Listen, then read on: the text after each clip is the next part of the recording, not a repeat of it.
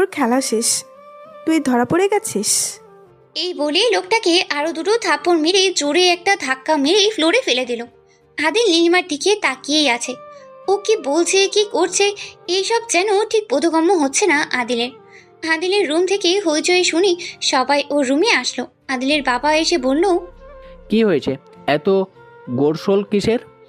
লোকটার দিকে মায়ার চোখ যেতেই মায়া বলে উঠল, নীলিমা, ওই লোকটা ওই দিন ছিল এরকম জামা কাপড় পরা ছিল, ওই আমার উপরে অ্যাটাক করেছিল, এই সুমনকে অজ্ঞান করেছিল।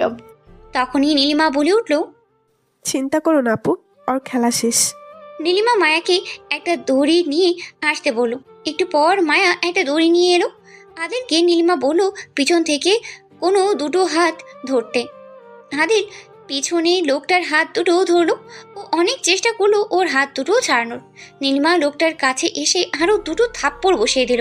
নীলিমার এই রূপ দেখে রীতিমতো হতভম্ব হয়ে যাচ্ছে আদিল।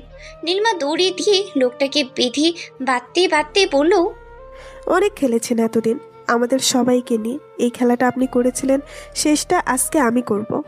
উপস্থিত কেউই নীলিমার কোনো কথার কোনো মানেই বুঝতে পারছিল না। নীলিমা সুমনের দিকে তাকিয়ে বলল, সুমন ভাই, সায়ন ভাই কোথায়? সুমন বলল, ভাইয়া তো ভাইয়ার রুমেই মনে হয়, আমি ডেকে নিয়ে আসছি। নীলিমা একটু রহস্যময় হাসি দিয়ে বলল, সুমন ভাই আপনাকে কোথাও যেতে হবে না, সায়ন ভাই এ ঘরেই আছে। নীলিমার কথা শুনে সবাই রীতিমতো অবাক হয়ে গেল। সুমন বলল, তুমি এসব কি বলছো নীলিমা? সায়ন ভাই এই রুমে আছে মানে?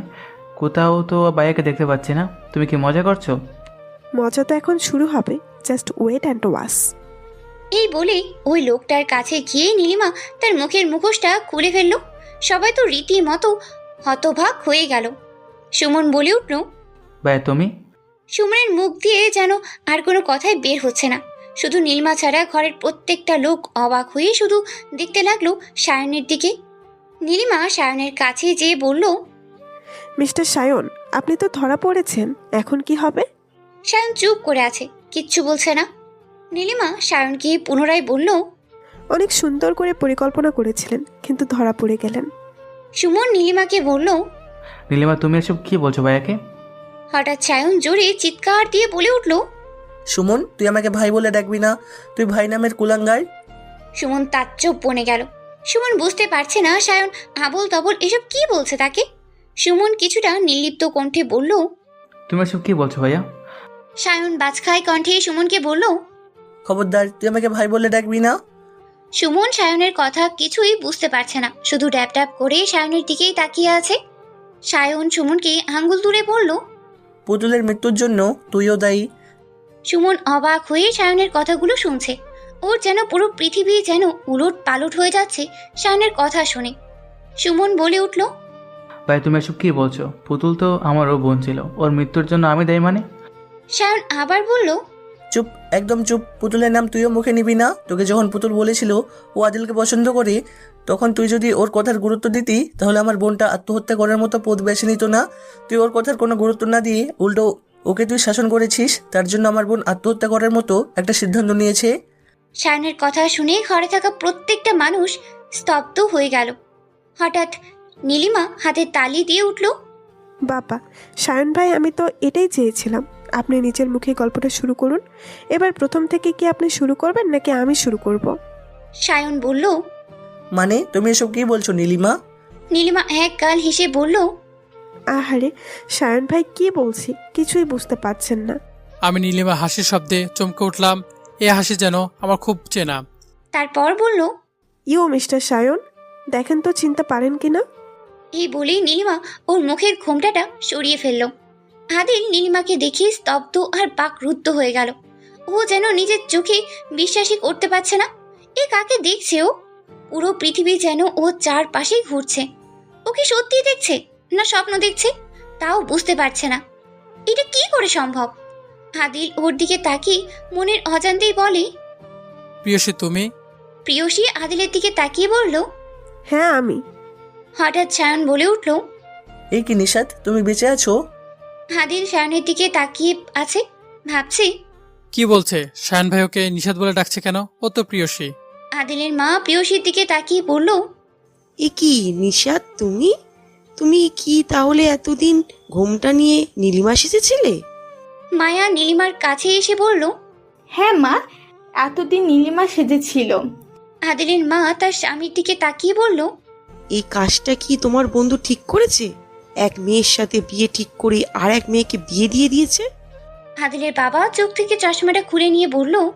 আসলে কি জানো, পৃথিবীতে এমন কিছু কিছু ঘটনা যেটা ঘটে আসলে আমরাও চিন্তাও করতে পারি না, কিন্তু মানুষের ভাবনার বাইরে, কল্পনার বাইরে অনেক কিছু ঘটে যা মানুষকে মেনে নিতে হয়। আদিল আর সুমন দর্শকের মতো খালি চেয়ে চেয়ে দেখছিল। আদিলের মা ওর দিকে তাকিয়ে বলল।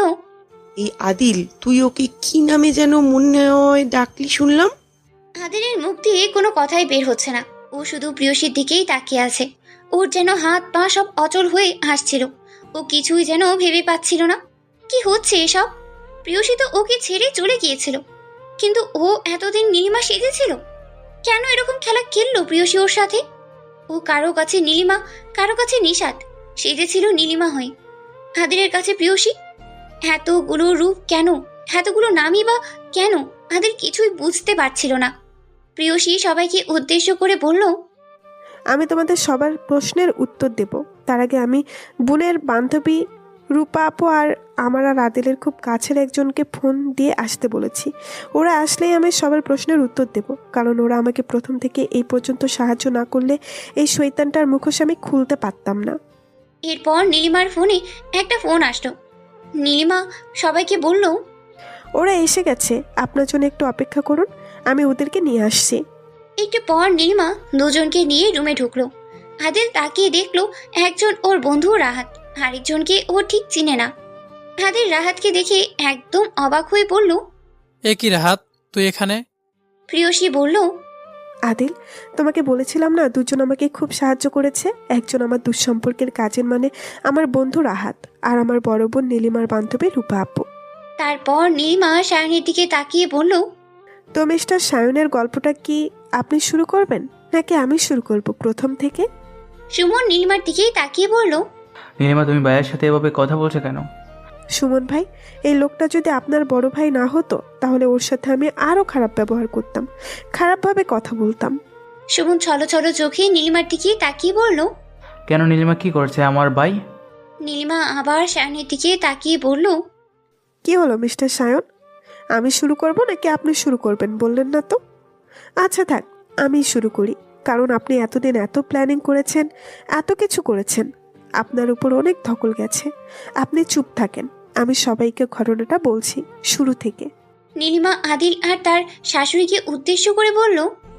আদিল আর মা, তোমাদের কাছ থেকে এই কথাটা লুকানো ছাড়া আমার আর কোনো উপায় ছিল না। আমি যদি তোমাদের কাছ থেকে আমার নিজেকে না লুকিয়ে রাখতাম তাহলে আমি এই শয়তানটার মুখোশ খুলতে পারতাম না। মা, আদিলের মনে প্রশ্ন, আমি কেন আদিলকে ছেড়ে চলে গিয়েছিলাম। আর মা, তোমার মনে প্রশ্ন, তোমরা পছন্দ করেছিলে নীলিমা আপুকে, আর কেনই বা আমি তোমাদের ঘরের বউ হয়ে আসলাম। আমার জায়গায় তো নীলিমা আপুর থাকার কথা ছিল, তাহলে আমি কেন? আর সুমন ভাইয়ের প্রশ্ন, তার বড় ভাইয়ের দিকে আমি কেন আঙুল তুলে কথা বলছি? সবার প্রশ্নের উত্তরগুলো আমি দিচ্ছি, শোনো তাহলে। নিশাত বলা শুরু করলো। আমার সাথে আদিলের শেষ দেখা হয়েছিল মায়া আপুর বিয়ের 1 সপ্তাহ আগে। ফ্ল্যাশব্যাক থেকে। আর ফ্ল্যাশব্যাক তো আপনারা সবাই জানেন। তারপর থেকেই নীলিমা আদিলের সাথে দেখা করে বাসায় গেল। বাসায় ঢোকার সাথে সাথে ওর মা বলল। কি রে, এতক্ষণ কোথায় ছিলি? তোকে কতগুলা ফোন দিলাম, ধরলি না। নীলিমা ব্যাগটা খুলে ফোনটা হাতে নিয়ে দেখলো ওর মায়ের 6টা মিসড কল। ও জিহ্বায় সামান্য একটু কামড় দিয়ে বলল। ও সরি মা, আসলে ফোনটা ব্যাগে সাইলেন্ট করা ছিল, তাই ধরতে পারিনি। কিন্তু হঠাৎ তুমি এতগুলো ফোন দিলে, কোনো দরকার ছিল কি? ওর মা হাস্যোজ্জ্বল মুখ নিয়ে বলল। আজকে তোর বাবার একটা বন্ধু আর তার ওয়াইফ আসছিল তার মেয়ের বিয়ের দাওয়াত দিতে। তারা নীলিমাকে দেখে পছন্দ করেছে, বলেছে ওদের মেয়ের বিয়ের শেষ হয়ে গেলে বাকি কথা আগাবে। নীলিমা প্রচন্ড রকমের খুশি হয়ে তার মায়ের কাছে গিয়ে পিছন থেকে জড়িয়ে ধরে বলল। মা, তুমি সত্যি বলছো? হ্যাঁ রে, আমি সত্যি বলছি। নীলিমার একটা ছবি ওরা নিয়ে গেছে, ওদের বড় মেয়েকে আর ছেলেকে দেখাবে। ওদের ছেলের একটা ছবি দিয়ে গেছে, নীলিমার কাছে আছে, যা দেখে নে। হ্যাঁ মা, ছবি তো দেখতেই হবে, যেহেতু নীলিমা আপুর বিয়ে হবে। দুলাভাইকে তোমার আগেই দেখতে হবে। দুলাভাই দেখতে কেমন? ওর মায়ের সাথে কথা বলিয়ে নিশাত নীলিমার রুমে চলে গেল। নীলিমার মনে যেন আর খুশি ধরছে না। আমার আপুর বিয়ে হবে। ও মনে মনে ভাবলো, আপুর বিয়ে হয়ে গেলেই আমি আদিলের কথা বাসায় সবাইকে বলবো। নীলিমার রুমে গিয়ে দেখলো ও আয়নার সামনে দাঁড়িয়ে চুল আঁচাচ্ছে। নিশাত পিছন থেকে নীলিমাকে জড়িয়ে ধরে বলল, কিরে আপু, কি শুনলাম? সত্যি তোকে পছন্দ করে গেছে? নিশাত খেয়াল করলো নীলিমা লজ্জা পাচ্ছে। নীলিমাকে ওর দিকে ঘুরিয়ে বলল, কিরে আপু, লজ্জা পেলে হবে? সামনে তো তোর বিয়ে। নীলিমা লজ্জায় যেন শেষ হয়ে যাচ্ছে। মুখটা একটু নিচে নামিয়ে নিয়ে আস্তেই করে বলল, ধুর, কি যে বলিস না তুই নিশাত। আপু আগে হবু দুলাভাইয়ের ছবি দেখা, তারপর তোর সাথে কথা বলছি। তারপর নীলিমা ওর ড্রেসিং টেবিলের ড্রয়ার থেকে একটা ছবি বের করে নিশাতের হাতিয়ে দিয়ে বলল, এই ছবিটা ওনারা আমাকে দিয়ে গেছে দেখার জন্য। তারপর নিশাত ছবিটার দিকে তাকালো। ছবিটার দিকে তাকাতেই ওর পুরো পৃথিবী যেন উলট পালট হয়ে গেল। মুহূর্তের মধ্যে ওর হাসি চোখে রূপান্তরিত হলো। ওর চোখের কোণে পানি জমা হলো, কিন্তু সেই পানিটা নীলিমাকে বুঝতে দিল না, কারণ ছবিটা ছিল আদিলের, যাকে ও মন প্রাণ সব কিছু দিয়ে ভালোবেসেছে, নিজের চাইতেও বেশি ভালোবেসেছে। তার জন্যই তার পরিবার ওর নিজের বোনকে পছন্দ করে গেছে। ও যেন কোনো কিছু বলার ভাষায় হারিয়ে ফেলেছে। কিছু সময়ের জন্য সে বাকরুদ্ধ হয়ে গেল। নিশাতকে এই রকম চুপ মেরে থাকতে দেখে নিশাতকে ডাক দিয়ে বলল, এই নিশাত, কি হলো, কথা বলছিস না যে? নীলিমার ডাকে ওর ঘোর ভাঙল। নিশাত নীলিমার দিকে তাকিয়ে বলল, হ্যাঁ রে আপু, হবু দুলাভাই খুব সুন্দর, তোর সাথে খুব মানাবে। এই বলেই নীলিমার হাতের ছবিটা নিয়ে নিশাত দ্রুত গতিতে নীলিমার রুম থেকে বেরিয়ে নিজের রুমে চলে গেল। রুমের দরজাটা লাগিয়ে দিয়ে অঝরে বসে বসে কতক্ষণ কাঁদছেও। ওর ইচ্ছা করছিল চিৎকার দিয়ে সবাইকে বলতে, আদিল আমার ভালোবাসা, আমার ভালোবাসাকে আমি কি করে আমার এই আপন বোনের হাতে তুলে দিব। নিশাত শুনেছিল তার বাবার কাছে বাবার খুব কাছের বন্ধু আছে, তার একটা ছেলে আছে।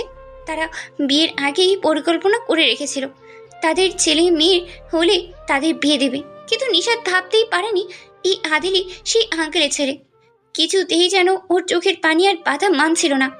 ও নিজেকে কিছুতেই আটকিয়ে রাখতে পারছিল না। ওর ভিতরটা ভেঙে চুরমার হয়ে যাচ্ছিল। পরে আস্তে আস্তে নিজেই নিজেকে শান্ত করে বলল, শুধু ভালোবাসা পাওয়ার মধ্যেই সুখ নেই, ত্যাগের মধ্যেও সুখ আছে। মানুষের সব চাওয়া তো আর পূরণ হয় না। আমারও না হয় এই চাওয়াটাই অপূর্ণই রয়ে গেল। আদিল আমার হবে না তো কি হয়েছে, আমার বোনের তো হবে। আদিলকে আমার করে না পেলেও অন্তত পক্ষে মাঝে মধ্যেই চোখের দেখা তো দেখতে পারবো। এতটুকু সান্ত্বনা নিয়েই না হয় বাকিটা জীবন বাঁচবো আমি। মনে মনে সিদ্ধান্ত নিল নিজেকে সম্পূর্ণভাবে শক্ত করে ফেলবে। ওর সব স্মৃতি, সব ভালোবাসা এই মন থেকে আস্তে আস্তে মুছে দেবে। খুব কষ্ট হবে ওর, কারণ আদিল ছিল ওর জীবনের প্রথম ভালোবাসা। কষ্ট হলেও ওকে যে পারতেই হবে। এর মধ্যে হঠাৎ করে ওর ফোনে একটা কল আসলো। ফোনটা হাতে নিয়ে দেখলো একটা আননোন নাম্বার। ফোনটা রিসিভ করতেই ফোনের ওপাশ থেকে একটা মেয়ের গলা পেল। মেয়েটা খুব রাগান্বিত স্বরেই বলে উঠল, এই প্রিয়সী, কান খুলে শুনে রাখ, আদিল শুধুমাত্র আমার। ওর সাথে তুমি আর কোনো রকমের কোনো যোগাযোগ করবে না, কোনো রকমের সম্পর্ক রাখবে না। যদি রাখো তাহলে তোমার এবং তোমার পরিবারের অনেক বড় ক্ষতি হয়ে যাবে। নিশাত এমন ঘটনায় অবাক হয়ে গেল। মেয়েটাকে সে জিজ্ঞেস করলো, কে আপনি? আপনি আর এইভাবে আমার সাথে কথা বলছেন কেন? আর আপনি আমার নাম জানলেন কিভাবে? মেয়েটা ওকে বলল, এত বেশি কথা বলো না, যেটা বলছি সেটা মাথায় ঢুকিয়ে নাও। এই বলেই মেয়েটা ফোনটা কেটে দিল। নিশাত কিছুই বুঝতে পারছে না কে ফোন দিল। আর প্রিয়সী, এই নামটা তো আমার ফেসবুকের নাম। এটা তো আদিল আর আমার বন্ধুরা ছাড়া কেউ তো জানার কথা না। ও চিন্তায় পড়ে গেলাম, কে এই মেয়ে, কেন এইভাবে আমার সাথে কথা বললো, আর আদিলের সাথে ওর কি সম্পর্ক। পরে মনে মনে ভাবলো, না না, আমি আদিলকে নিয়ে আর ভাববো না, কারণ আদিল এখন আমার নয়, কয়দিন পর আমার আপুর হয়ে যাবে। যা ভাবার আপুই ভাববে। এই ভেবে এই বিষয়ে আর তেমন কোনো গুরুত্ব দিলাম না। কোনো কিছুতেই আর মন বসাতে পারছে না নিশাত। মনের ভেতরটা ওর ছটফট করছে। মনের ভেতরের শান্তিটা তার উড়াল পাখির মতো উড়ে গেছে। ওর মনটা খারাপ থাকায় বিকেলে ছাদ দিয়ে যেয়ে দাঁড়িয়েছিল। আদিলের সাথে কাটানো প্রত্যেকটা মুহূর্ত আজ খুব মনে পড়ছে। আদিলের কথা শুনে মনে পড়তেই বুকের ভেতর মোচড় দিয়ে উঠল, চোখ দুটো ভিজে এলো, চোখের পানি আর সামলাতেই পারল না, ছাদে দাঁড়িয়েই কেঁদে দিল। হঠাৎ পিছন থেকেই নীলিমা এসে বলল, কি রে নিশাত, একা একা ছাড়ে কি করছিস? নিশাত নীলিমার গলা পেয়ে সাথে সাথে চোখ মুছে নিল, ওর দিকে ঘুরে বলল, কিছু না রে আপু, এমনি দাঁড়িয়েছিলাম। নীলিমা পরিবেশটার চারপাশে একটু চোখ বুলিয়ে নিয়ে বলল, আজকের পরিবেশটা খুব সুন্দর, তাই না রে? নিশাত ক্ষীণ কণ্ঠে উত্তর দিল, হ্যাঁ আপু। নীলিমা ভালো করেই খেয়াল করলো ওর হাসি খুশি বোনটা কেমন যেন চুপচাপ হয়ে গেছে। তাই নীলিমা নিশাতকে জিজ্ঞেস করলো, কি রে নিশাত, তুই আমার চুপচাপ হয়ে গেলি কেন? নিশাত মনেই মনে বলল, আমার মন প্রাণ সব নিশ্চুপ হয়ে গেছে, আমি আর কি কথা বলবো। নীলিমা ওকে ডাক দিল। কি রে, কি হলো, তোর আবার চুপ হয়ে গেলি কেন? নিশাত নিজেকে আর সামলাতে না পেরে নীলিমাকে জড়িয়ে ধরলো। ওকে জড়িয়ে ধরে অনেকক্ষণ কাঁদলো।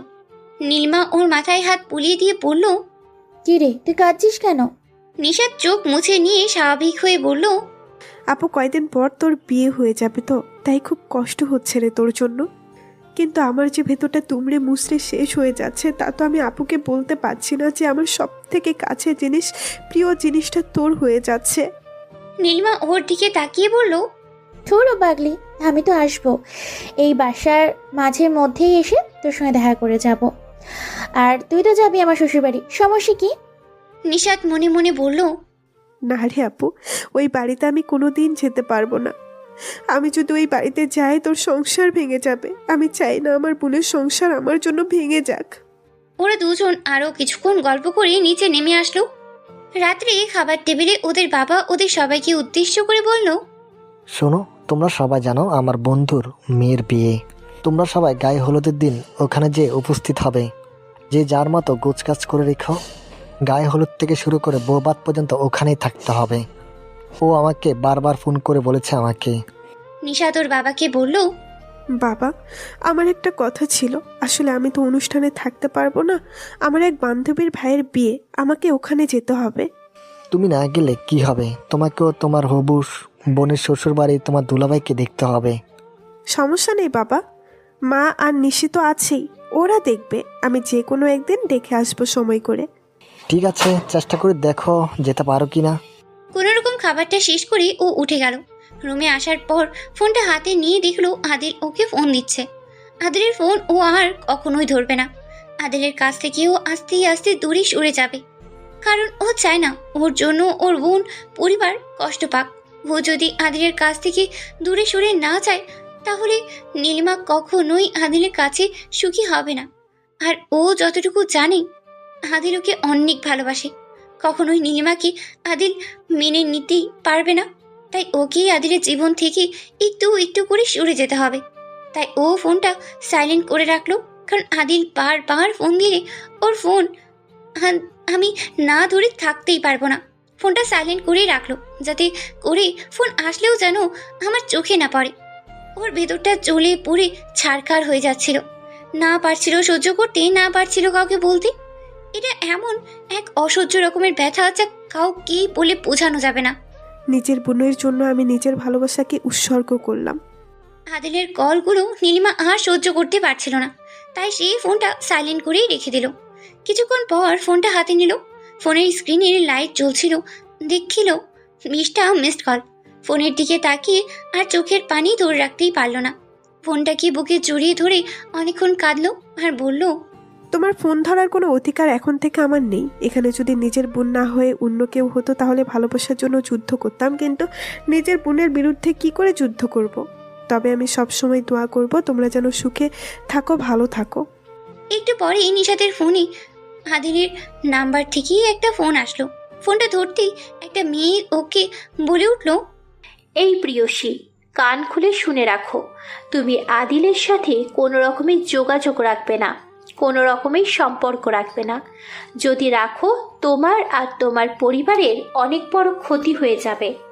নিশাত মেয়েটার কথা শুনে অবাক হয়ে গেল। ও মেয়েটাকে জিজ্ঞেস করলো, কে আপনি? এভাবে কথা বলছেন কেন? আর আপনি আমার নাম জানলেন কিভাবে? আমার নাম্বার কোথায় পেলেন?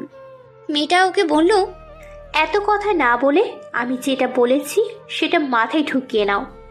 এই বলেই মেয়েটা ফোনটা কেটে দিল। নিশাত খুব চিন্তায় পড়ে গেল। কে এই মেয়েটা? আর প্রিয়সী তো আমার ফেসবুকের নাম। এটা তো আদিল, রাহাত আর আমার ফ্রেন্ডরা ছাড়া কেউই জানার কথা না। ওই মেয়েটা কি করে জানলো? সারা রাত চিন্তায় ঘুমাতে পারলাম না, এপাশ ওপাশ করে। আর আদিলকে হারানোর কষ্টে কেঁদেই রাতটা কাটিয়ে দিলাম। সকাল হতেই রাহাত নিশাতকে ফোন দিল। নিশাত রাহাতের ফোন ধরতেই রাহাত বলল, কি রে নিশাত, তুই আদিলের ফোন ধরছিস না কেন? আদিল তো চিন্তায় শেষ হয়ে যাচ্ছে। তাড়াতাড়ি আদিলকে ফোন দিয়ে ওর সাথে কথা বল। আমি রাহাতকে বললাম, তোর সাথে আমার কিছু কথা আছে রাহাত। কি কথা? নীলিমা রাহাতকে সব কিছু খুলে বলল। সব শুনিয়ে রাহাত অবাক হয়ে বলল, এইসব কি বলছিস তুই? তুই তোর ফ্যামিলিকে খুলে বল সবটা। নিশাত ওর কথার আর কোনো উত্তর না দিয়ে বলল, আদিল তোকে আর ফোন দিলে বলবি আমার বিয়ে ঠিক হয়ে গেছে, ও যেন আমাকে আর ফোন না দেয়। কথাগুলো শেষ করে নিশাত রাহাতকে আর কিছু বলার সুযোগ না দিয়ে নিশাত ফোনটা কেটে দিল। খুব কষ্ট হচ্ছিল ওর এই কথাগুলো রাহাতকে বলতে, কিন্তু ওর কিছু করারই ছিল না। তাই নিজের কষ্টটাকে বুকের ভিতরে ধামাচাপা দিয়ে দিল। এর মধ্যেই কেটে গেছে বেশ কিছুদিন। এই কয়েকদিনের মধ্যে আদিল যে নিশাতকে কতবার ফোনটা দিয়েছে তার কোনো হিসাব নেই। নিশাত না পারছিল ফোনটা ধরতে, না পারছিল ফোনটা কাটতে। আদিলের কথা খুব মনে পড়ছিল, তাই ফোনটা হাতে নিয়ে আদিলের সাথে আদিলের তোলা কয়েকটা ছবি দেখছিল। এর মধ্যে হঠাৎ আবার আননোন নাম্বার থেকে নিশাতের ফোনে একটা কল আসলো। আমি ফোন রিসিভ করতেই আবার ওই মেয়েটা বলে উঠল, এই মেয়ে, এই তোকে নিষেধ করেছিলাম না আদিলের সাথে কোনো রকম যোগাযোগ বা কোনো রকম সম্পর্ক না রাখতে? তুই আমার কথা শুনিসনি, এবার নিজের পরিবারের ক্ষতির জন্য প্রস্তুত হ। এই কথা বলে একটা অট্ট হাসি দিয়ে ফোনটা রেখে দিল। নিশাত মেয়েটার কথায় অনেক ভয় পেয়ে গেল। কে এই মেয়েটা? তবে মেয়েটার কথায় ও বুঝলো মেয়েটা ওর আর আদিলের মধ্যে সম্পর্কের কথা সব জানে। তার মানে মেয়েটা হয় আদিলের আর না হয় ওর চেনা পরিচিত কেউ। কিন্তু কিছুতেই মাথায় আসছিল না মেয়েটা কে, কেন এইভাবে ওকে হুমকি দিচ্ছে। বসে বসে কতগুলো ভাবছিল নিশাত। হঠাৎ নীলিমা ওর রুমে এলো। নিশাত সাথে সাথেই ফোনটা হাত থেকে রেখে দিল। নীলিমা ওর কাছে এসে বলল, কি করছিস বোন? নিশাত এক নজর নীলিমার দিকে তাকিয়ে বলল, না রে আপু, কিছু করছি না। নীলিমা নিশাতের সামনে দুটো থ্রি পিস রাখলো। থ্রি পিস দুটো একই রঙের, একই ডিজাইনের ছিল। একটা থ্রি পিস নিশাতের দিকে এগিয়ে দিয়ে বলল, শোন, আমি তো আর আমার জন্য একই রকম দুটো ড্রেস কিনেছি। নিশির জন্যও কিনতে চেয়েছিলাম, কিন্তু ওর মাপের পায়নি। দেখ তো নিশাত, তোর পছন্দ হয় নাকি? নিশাত থ্রি পিসটার দিকে কোনো রকম তাকিয়ে বলল, হ্যাঁ আপু, অনেক পছন্দ হয়েছে। নীলিমা একটু মুচকি হেসে নিশাতকে বলল, আচ্ছা শোন, আজকে আমরা দুই বোন এই ড্রেসটা পরবো। শোন, ড্রেসটা পরে আমার রুমে আসিস, দুই বোন কিছু ছবি তুলবো। এই বলে আপু নীলিমা ওখান থেকে চলে গেল। নিশাত শাওয়ার নিয়ে ড্রেসটা পরে নীলিমার রুমেই গেল। ও নীলিমার রুমে গিয়ে দেখলো নীলিমা আজকে খুব সুন্দর করেই সেজেছে। নিশাত নীলিমার দিকে তাকিয়ে বলল, আপু তোকে অনেক সুন্দর লাগছে। চল ছাদে যাই। নিশাত কিছুটা অনাগ্রহ প্রকাশ করে বলল, এই দুপুরবেলা ছাদে কেন আপু? বিকেলবেলা যাব। নীলিমার নিশাতের কোনো কথাই শুনল না, ওকে টেনে ছাদে নিয়ে গেল। নীলিমা নিশাতকে গিয়ে বলল, আয় তোর সাথে কয়েকটা ছবি তুলে। পরক্ষণেও বলল, নিশাত, ফোনটা ভুলে রেখে আসলাম রুমে, তুই দাঁড়া, আমি ফোনটা নিয়ে আসি। নিশাত নীলিমাকে থামিয়ে দিয়ে বলল, আপু তুমি থাকো, আমি ফোনটা নিয়ে আসছি। নিশাত ফোনটা আনার জন্য সিঁড়ি দিয়ে পা বাড়ালো। কয়েক সিঁড়ি নামতেই হঠাৎ নীলিমার চিৎকারের আওয়াজ পেল। ও আবার ছাদে আসলো। এসে দেখলো নীলিমা ফ্লোরে পড়ে কাটা মুরগির মতো ছটফট করছিল আর বলছিল, আমার সারা কাজ চলে যাচ্ছে, আমাকে বাঁচাও, আমাকে বাঁচাও। নীলিমার গায়ে কে জানি অ্যাসিড মেরেছে। নীলিমার এই অবস্থা দেখে নিশাতের মাথা কাজ করছিল না। ওর মনে হলো কেউ যেন ওর পিছনে দাঁড়িয়ে আছে। পিছনে ঘুরে দেখি একটা মুখোশ পরা লোক হাতে একটা বোতল নিয়ে দাঁড়িয়ে আছে। বোতলটা দেখেই বুঝলো এই বোতলে অ্যাসিড আছে। লোকটা ওর দিকেও অ্যাসিড মারতেই যাচ্ছিল, তখনই ওর হাতের কাছেই থাকা একটা ইঁট ছুঁড়ে মারলো লোকটার দিকে। লোকটার হাত থেকে বোতলটা পড়ে গেল। লোকটা দৌড় দিয়ে পালিয়ে গেল। নিশাত লোকটাকে ধরতে পারল না। ও ছাদের উপর থেকে রাস্তার দিকে তাকে হেল্প হেল্প বলে চিৎকার দিল। ও চিৎকারে রাস্তা থেকে এলাকার লোকজন কয়েকজন এসে ছাদে এলো। নীলিমা ওদেরকে কান্নারত কণ্ঠে আকুতি মিনতি করে বলল, প্লিজ আমার আপুকে বাঁচান প্লিজ। ওদের মধ্যে একজন অ্যাম্বুলেন্সে ফোন দিল। একজন ফোনে নিচে গিয়ে ওদের বাবা আর মাকে ডেকে আনলো ছাদে। ওদের মা নীলিমার এই অবস্থা দেখে চিৎকার দিয়ে উঠল। নিশাত ওর মায়ের কাছে গিয়ে বলল, মা আপুর কিচ্ছু হবে না, তুমি শান্ত হও মা, আপুর কিচ্ছু হবে না, আমি তো আছি। ওর বাবা ওকে জিজ্ঞেস করলো, কি রে নিশাত, এসব কি করে হলো? বাবা আমি কিছুই জানি না, কিচ্ছু বুঝতে পারছি না, কি থেকে কি হয়ে গেল। একটু পরেই অ্যাম্বুলেন্স চলে এলো। ওদের বাবা সহ আরও কয়েকজন লোক মিলে ধরাধরি করেই নীলিমাকে অ্যাম্বুলেন্সে তুললো। নিশাত যেতে পারল না, ওদের মা বাসায় একা, তাই ওদের মা পাগলের মতো করছিল। ও মাকে নিশাত ছাদ থেকে রুমে নিয়ে এলো। এর মধ্যে নিশি এসে পড়লো। নিশাত নিশিকে বলল, নিশি তুই মায়ের কাছে থাক, আমি রুম থেকে আমার ফোনটা নিয়ে আসছি। রুমে এসে ফোনটা হাতে নিতে আবার আননোন নাম্বার থেকে ফোন আসলো। ফোনটা রিসিভ করতেই ওপাশ থেকে ওই মেয়েটা বলে উঠল, বলেছিলাম না তোর আর তোর পরিবারের ক্ষতি করে দেব। আদিল শুধুমাত্র আমার একটু ভুল হয়ে গেল। তোকে অ্যাসিড মারতে গিয়ে তোর বড় বোনের গায়ে অ্যাসিডটা লেগে গেল। চিন্তা করিস না, এরপর তোর পালা। নিশাতের চোখ দুটো যেন আগুনের গোলার মতো লাল হয়ে উঠল ও রাগে। বড় একটা হুঙ্কার ছেড়ে নিশাত মেয়েটাকে বলল, কে তুই? কেন তুই আমার আপুর ক্ষতি করলি? কেন তুই আমাদের ক্ষতি করতে চাস? মেয়েটা হাসতে হাসতে নিশাতকে উত্তরে বলল, দেখ, তোর সাথে আমার কোনো শত্রুতা ছিল না, তোকে আমি চিনতাম না, কিন্তু তুই আমার আদিলের দিকে হাত বাড়িয়েছিলি। তোকে আমি সতর্ক করেছিলাম, তুই আমার কথা শুনিসনি। এবার পস্তাবি, তুই খুব পস্তাবি।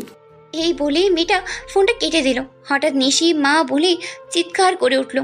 নিশাত দ্রুত রুমে থেকে বেরিয়ে মায়ের কাছে গেল। গিয়ে দেখলো ওর মা অজ্ঞান হয়ে গেছে। নিশাত পানি এনে ওনার নাকে মুখে ছিটালো। কিছুক্ষণ পর উনি চোখ খুলল। উনি নিশাতকে জড়িয়ে ধরে কেঁদে দিল। নিশাত ওর মাকে সান্ত্বনা দিয়ে বলল, মা তুমি কেঁদো না প্লিজ, বাবা তো ওখানে আছে, আপুর কিচ্ছু হবে না, দেখো। নিশাতের কেমন জানি পাগল পাগল লাগছিল। ও বুঝতেই পারছে না কি করবে। কোনো উপায় আর দিক দিশা না পেয়ে নিশাত সাথে সাথে রাহাতকে ফোন দিল। ফোন দিয়ে রাহাতকে দ্রুত বাসায় আসতে বলল। নিশাত আর নিশি অনেক কষ্টে বুঝিয়ে সুঝিয়ে ওর মাকে রুমে নিয়ে শুয়ে দিল। একটু পরেই ওদের বাসায় রাহাত আসলো। রাহাতকে ও সব কিছু বলল। রাহাত হাসপাতালে যেতে যাচ্ছিল। নিশাত রাহাতকে বলল, তুই মা নিশির কাছে থাক, আমি হসপিটাল থেকে ঘুরে আসি, বাবা ওখানে একা আছে, বাবা সামলে উঠতে পারবে না। এই বলে ও বাসা থেকে বের হয়ে গেল। বাসা থেকে কিছু দূর যেতেই ওর বাবা ফোন আসলো। ও ফোন রিসিভ করতেই ওর বাবা কেঁদে উঠল। ও প্রচণ্ড রকমের ভয় পেয়ে গেল। কিছুটা সাহস সঞ্চয় করে নিশাত ওর বাবাকে জিজ্ঞেস করলো, বাবা তুমি কাঁদছো কেন? আপু ঠিক আছে? ওর বাবা কান্নার জন্য কথাই বলতে পারছিল না। নিশাত এইবার প্রচণ্ড রকমের ভয় পেয়ে গেল। বাবা প্লিজ তুমি আমাকে বলো কি হয়েছে, আপু ঠিক আছে? ওর বাবা ওকে কেঁদে কেঁদে বলল, ওর গায়ে খুব মারাত্মকভাবে অ্যাসিড মারা হয়েছিল। ডাক্তার বলেছিল এই অ্যাসিডটা মনে হয় পরিকল্পনা করে মারা হয়েছিল ওকে মেরে ফেলার জন্য। ওর শরীরের 70% পুড়ে গেছে অ্যাসিডের জন্য। ওকে ডাক্তার আইসিইউতে নিয়ে গেছে। ওর বাবার কথাগুলো শুনেই যেন নিশাতের মাথায় আকাশ ভেঙে পড়ল। যেন বোনের খুশির জন্য ও নিজের ভালোবাসাকে বিসর্জন দিয়েছিল, সেই ওকে মারতে গিয়ে ওর কলিজার বোনের এত বড় ক্ষতি করে ফেলল। নিশাত ভিতরে ভিতরে ক্রোধে ফেটে পড়ল। সেই মুহূর্তে মনে মনে শপথ নিল, আমি বের করবই কে আমার আপুর এত বড় ক্ষতি করলো, কে এত বড় ষড়যন্ত্র করলো, আমি কাউকে ছাড়বো না। ওর বাবার সাথে কথা বলে ফোনটা রেখে হসপিটালের উদ্দেশ্যে আবার রওনা হলো। ওর অন্য মনস্ক হয়ে রাস্তায় হাঁটছিল। হঠাৎ একটা গাড়ির দ্রুত বেগে ওর দিকেই এগিয়ে এলো। ও কিছু বুঝে ওঠার আগেই গাড়িটা নিশাতকে ধাক্কা দিল। গাড়িটা ধাক্কায় ও ছিটকে একটা ওয়ালের সাথে বাড়ি খেয়ে পড়ে গেল। ও সম্পূর্ণ সেন্স না থাকলেও হালকা হালকা সেন্স ছিল। গাড়ি থেকে দুজন লোক নামলো। একটা লোক আরেকটা লোককে বলছিল, শায়ন ভাই, এটা আপনি কি করলেন? আপনার বোন হোটেলের জন্য একই পরিবারের দুইটা মেয়েকে মেরে ফেললেন। নিশাত ওদের কথাই বুঝলো না। ওরা মনে করেছে ও মরে গেছে, তাই ও মরার ভান করেই পড়ে রইল। সায়ন নামের লোকটা বলল, আমার বোন পুতুলের পথের কাটা হয়ে যে দাঁড়াবে তাকে আমি শেষ করে দেব, তবে আগে আমাকে একটু শিওর হতে হবে মেয়েটা মারা গেছে কিনা। এই বলে উনি ওর দিকেই এগিয়ে আসছিল। এই ঘটনা দেখে কিছু লোক ছুটে ওই দিকেই গেল, তাই তারা আর ওর কাছে আসতেই পারেনি। দ্রুত করে গাড়িতে উঠে গাড়িটা নিয়ে চলে গেল। নিশাত অনেক কষ্টে চোখ খুলে গাড়ির পিছনের নাম্বারটা দেখে নিল। তারপর ওর চোখের সামনে সব অন্ধকার হয়ে চোখ মেলে ও নিজেকে হসপিটালের বেডে স্যালাইন দেওয়া অবস্থায় আবিষ্কার করলো। মাথায় খুব পরিমাণে ব্যথা ছিল। মাথায় হাত দিয়ে দেখলো মাথায় একটা ব্যান্ডেজ করা। পাশে তাকিয়ে দেখলো মা বসে আছে। ও মায়ের দিকে তাকিয়ে বলল, মা, তুমি এখানে? আপু কেমন আছে? ওর মা নিশাতের কথা শুনে জোরে কেঁদে দিল। ওর বুকের ভেতরটা মোচড় দিয়ে উঠল। নিশাত সঙ্গে সঙ্গে ওর মাকে বলে উঠল, মা, কি হয়েছে বলো না, আপু কেমন আছে? উনি নিশাতের দিকে তাকিয়ে ওর মাথায় হাত দিয়ে বলল, মারে, নীলিমা আর নেই রে। নেই মানে? আপু কোথায় গেছে? উনি ঢুকরে কেঁদে উঠে বললেন, নীলিমা গতকালকে মারা গেছে। নীলিমা 3 দিন পর্যন্ত আইসিইউতে ছিল। 3 দিন আইসিইউতে জীবন মরণের সাথে যুদ্ধ করে মেয়েটা আমার মৃত্যুর হেরে গেছে রে মা। নিশাত কিছুক্ষণের জন্য নিস্তব্ধ হয়ে গেল। ওর চোখ বেয়ে অশ্রু ঝরে পড়ছে। নিজেকে কিছুটা অস্বাভাবিক করে নিয়ে ওর মাকে জিজ্ঞেস করলো, মা, আপু মারা গেছে গতকালকে, তোমরা আমাকে আজকে জানাচ্ছ? আমি আপুকে দেখতে যাব, আমাকে নিয়ে চলো আপুর কাছে। কিন্তু নিশাত কিছুতেই মাথা তুলতেই পারছিল না। মাথায় প্রচন্ড রকমের যন্ত্রণা হচ্ছিল। ও চেঁচামেচি শুনে ওর রুমেই নার্স এলো। এসে ওকে ধমক মেরে বলল, আপনি এক পাও কেবিন থেকে কোথাও যাবেন না। আপনি 2 দিন পর্যন্ত আইসিইউতে ভর্তি ছিলেন। 2 দিন পর্যন্ত আমাদের নাওয়া খাওয়া ঘুম হারাম হয়ে গিয়েছিল আপনার পেছনে দৌড়তে দৌড়তে। আপনি এক পাও কেবিন থেকে কোথাও যাবেন না। আপনার এক ভাই কেবিনের বাহিরে আছে, ওনাকে আমি ডেকে দিচ্ছি। বলেই নার্স কেবিন থেকে চলে গেল। নিশাত নার্সের কথা শুনে অবাক হয়ে গেল আর মনে মনে ভাবল, আমি 2 দিন পর্যন্ত অজ্ঞান ছিলাম, কিন্তু কেন? নিশাত ওর মায়ের দিকে তাকিয়ে বলল, মা, নার্স কি বললো আমি তো কিছুই বুঝতে পারছি না। নিশাতের মা কিছু বলছে না, আঁচলেই মুখ লুকিয়ে কেঁদেই যাচ্ছে। একটু পর কেবিনে রাহাত ঢুকলো। ঢুকেই ওকে বলল, কিরে নিশাত, এখন কেমন আছিস তুই? অ্যাক্সিডেন্ট কি করে করলি? ও রাহাতকে বলল, আমার তো তেমন কিছুই মনে নেই, শুধু এতটুকুই মনে আছে আমাকে একটা গাড়ি ধাক্কা দিয়েছিল। আমি ধাক্কা খেয়ে ওয়ালের সাথে ছিটকে পড়ে গিয়েছিলাম। তারপর আমি চোখ মেলে নিজেকে হসপিটালে আবিষ্কার করলাম।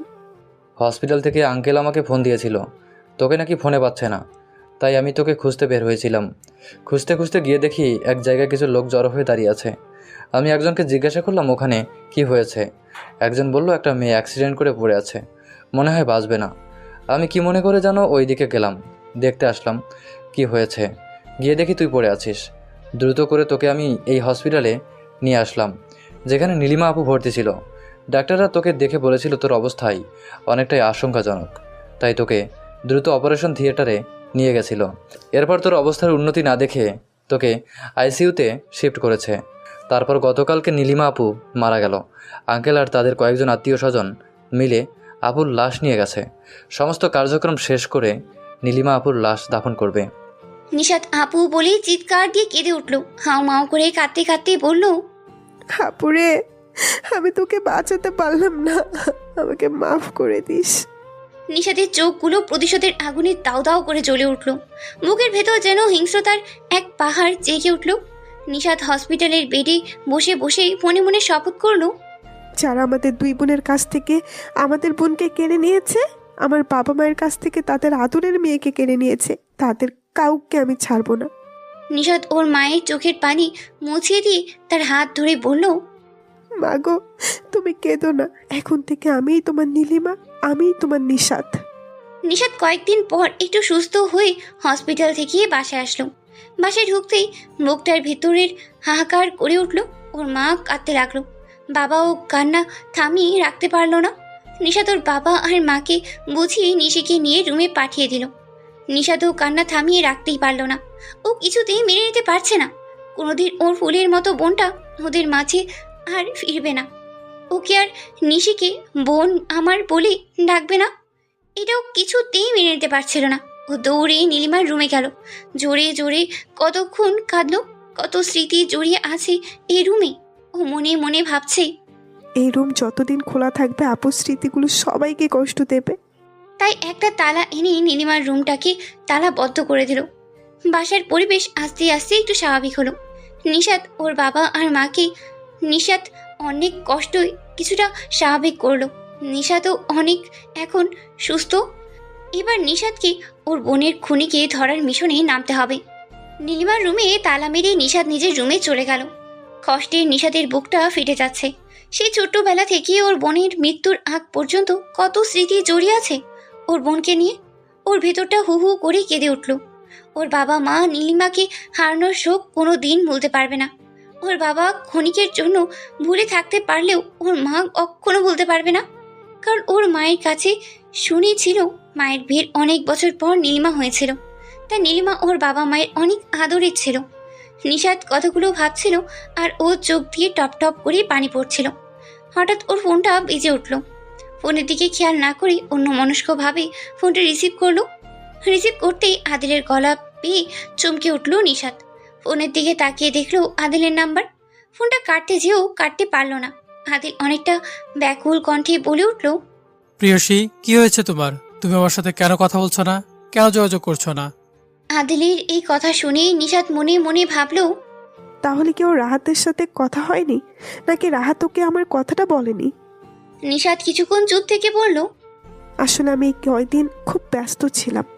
আদিল নিশাতের সাথে আরও কিছুক্ষণ কথা বলল। ও শুধু কথা বলেই যাচ্ছে আর নিশাত শুধু শুনেই যাচ্ছে।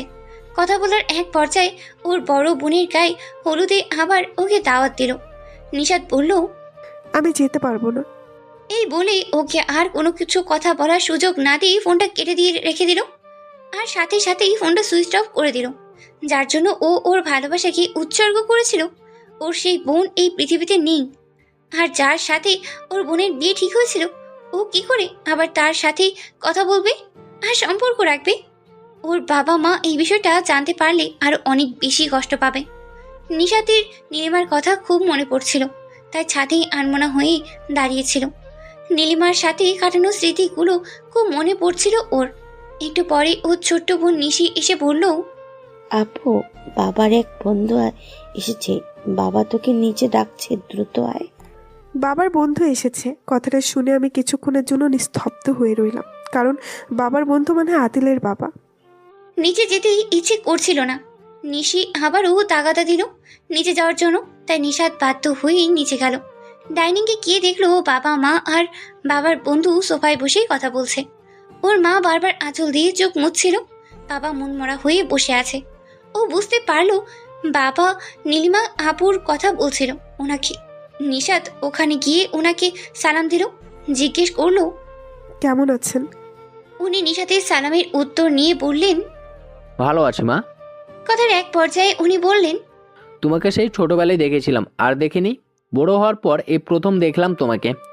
উনি নিশাতকে ওনার পাশে বসতে বলল। ওর সম্পর্কে কিছু কথা জিজ্ঞেস করলো। নিশাত উত্তর দিল। হঠাৎ ওনার ফোনটা বেজে উঠল। উনি ফোনটা ধরেই বললেন, সায়ন বাবা বলো। সায়ন এই নামটা শুনেই নিশাত চমকে উঠল। উনি ফোন রাখার আগেই বললেন, তাহলে পুতুলকেও নিয়ে এসো। সায়ন আর পুতুল এই নাম দুটার নাম শুনেই নিশাত পুনরায় চমকে উঠল। সায়ন আর পুতুল এই দুটো নাম যেন কোথাও শুনেছে ও, কিন্তু কিছুতেই মনে করতেই পারছে না। অনেকক্ষণ ভাবলো, কিন্তু কিছুতেই ওর মনেই আসছিল না এই দুটো নাম ও কোথায় শুনেছে।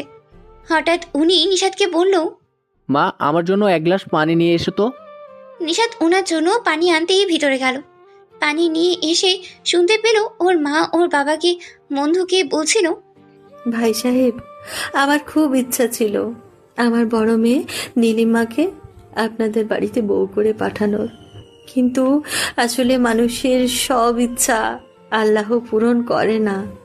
তাই আমরা অকালে আমাদের বড় মেয়েকে হারালাম। আমাদের মেয়েটা আপনাদের ঘরে গেলে বউ নয়, বউ হয়ে নয়, আপনাদের মেয়ে হয়ে থাকতো, এটা আমি জানি। এই বলেই নিশাতের মা একটা দীর্ঘ নিঃশ্বাস ফেলল আর আঁচড়ে চোখ মুছতে লাগলো। উনি বলে উঠল, আমার একটা কথা ছিল। নিশাতের বাবা ওনাকে বলল, হ্যাঁ, কি বলবি বল। দেখো, এই পৃথিবীতে সবার চাওয়া তো আর পূরণ হয় না, কিছু কিছুটা অপূর্ণই রয়ে যায়। নীলিমার জন্য আমারও অনেক কষ্ট লাগছে। নীলিমাকে আমি অনেক স্নেহ করতাম, মনে প্রাণে ওকে আদিলের বউ করে নেওয়ার জন্য আমি চেয়েছিলাম, কিন্তু সেটা তো আর হলো না। উনি নিশাতের বাবার হাত ধরে বলল, আতিক, তোর কাছে একটা জিনিস চাইবো, দিবি আমাকে? তোকে আর আমার কাছে কি দেওয়ার আছে বল, তবুও বল, চেষ্টা করব কি দেওয়ার আছে। আতিক, তোর মেয়ে নিশাতকে আমায় দিবি? আদিলের বউ করে নিয়ে যেতে চাই, প্লিজ ভাই, তুই আমাকে না করিস না বন্ধু। কথাটা শুনিয়ে নিশাতের মাথায় যেন বাজ পড়ল। যেই বোনের জন্য ওর ভালোবাসাকে দূরে সরিয়ে দিয়েছিল, আবার সেই বোনের জন্যই ওর ভালোবাসার আবার কাছেই আবার ফিরে আসছে। এই কেমন নিয়তি! নিশাত মনে মনে আওড়ালো, না না, এটা আমি পারবো না, কারণ রাহাত আদিলকে বলেছে আবার অন্য জায়গায় বিয়ে ঠিক হয়েছে, এটা আর সম্ভব না। নিশাত খেয়াল করলো ওর বাবা তার বন্ধু সিরাজের কথার উত্তরে কিচ্ছু বলল না, চুপ করে রইল। সিরাজ আবার আতিককে বলল, কিরে আতিক, কিছু বলছিস না যে? আতিক কিছুক্ষণ ভেবে বলল, আমাকে একটু সময় দে, আমি ভেবে তোকে জানাবো। নিশাত পানির গ্লাসটা নিয়ে সিরাজ সাহেবের কাছে এগিয়ে দিল। ওনার ফোনে আবার একটা ফোন আসলো। উনি ফোন রিসিভ করে বলল, সায়ন, তুমি পুতুলকে বাসায় নিয়ে যাও, আমি আসছি। আবার এই সায়ন আর পুতুল নামটা শুনেই ওর বুকের ভেতর মোচড় দিয়ে উঠল। কোথায় শুনেছে এই নাম দুটো? কিছুতেই মনে করতে পারছে না নিশাত। নিশাত আর থাকতে না পেরে সিরাজ সাহেবকে জিজ্ঞেস করলো, আঙ্কেল, সায়ন আর পুতুলকে? সিরাজ সাহেব একটু হেসে বললেন, সায়ন আর পুতুল মায়া আপুর বড় ভাসুর আর ননদ। মায়ের জন্য ওরাও কিছু কেনাকাটা করবে, তাই আমাকে বারবার যেতে বলছে। উনি আর কিছুক্ষণ কথাবার্তা বলে বাসার থেকে রওনা দিলেন। উনি বাসা থেকে চলে যাওয়ার পর নিশাত নিজের রুমে এসে সায়ন আর পুতুল এই নাম দুটো কোথায় শুনেছে ভাবতে লাগলো, কিন্তু কিছুতেই ওর মনে পড়ছিল না এই নামটা নিশাত কোথায় শুনেছে। এর মধ্যেই ওর মা ওর রুমে এলো, এসে বলল, কিরে নিশাত, কি করছিস? তুই কি ফ্রি আছিস? তোর সাথে একটু কথা ছিল। নিশাত তার ভাবনার জগৎ থেকে নিজেকে বের করে বলল, হ্যাঁ মা, বলো। ওর মা ওকে সিরাজ সাহেবের কথাগুলোই বলল। নিশাত চুপ করে রইল, ওর মায়ের কথার কোনো উত্তর দিল না। ওর মা নিশাতের মাথায় হাত বুলিয়ে দিয়ে বলল, আমাদের খুব ইচ্ছা ছিল নীলিমাকে ওই বাড়ির বউ করে পাঠানোর, কিন্তু সেই ইচ্ছা আমার পূরণ হলো না। এই বলে ওর মা আবার কেঁদে উঠল। ও মায়ের হাতটা ধরে বলল, মা, তুমি কেঁদো না, আমি তো বলেছি মা, এখন থেকে আমিই তোমার নীলিমা আর আমিই তোমার নিশাত। ওর মায়ের কান্না দেখে নিশাত ও চোখের পানি ধরে রাখতে পারল না। ওর মা ওর চোখের পানি মুছে দিয়ে বলল, নিশাত, মা তুই কাঁদছিস কেন?